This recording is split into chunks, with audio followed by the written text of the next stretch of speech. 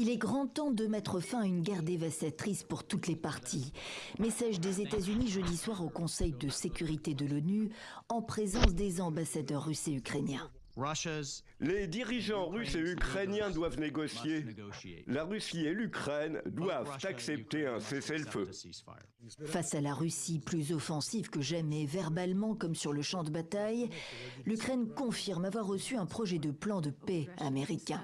L'Ukraine est disposée à entamer des négociations significatives pour mettre fin à cette guerre, mais nos lignes rouges sont claires et fermes. Notre territoire n'est pas à vendre.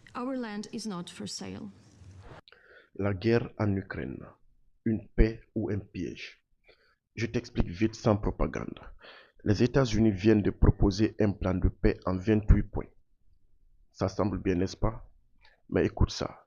L'Ukraine devrait donner des territoires à la Russie, réduire son armée et renoncer à rejoindre l'OTAN.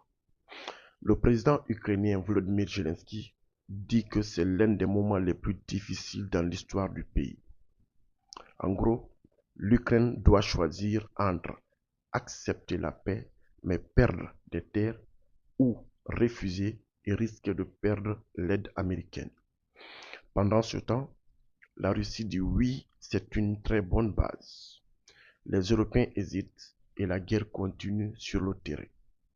Alors je te pose la question. Toi, à la place de l'Ukraine, tu ferais quoi? Tu acceptes la paix même si tu perds ou tu continues la guerre même étant affaibli? Dis-moi en commentaire. On débat sans fanatisme, juste avec réflexion. Abonne-toi pour comprendre l'actualité autrement. C'était Alpha Impartial, votre frère. Peace and love, paix et amour.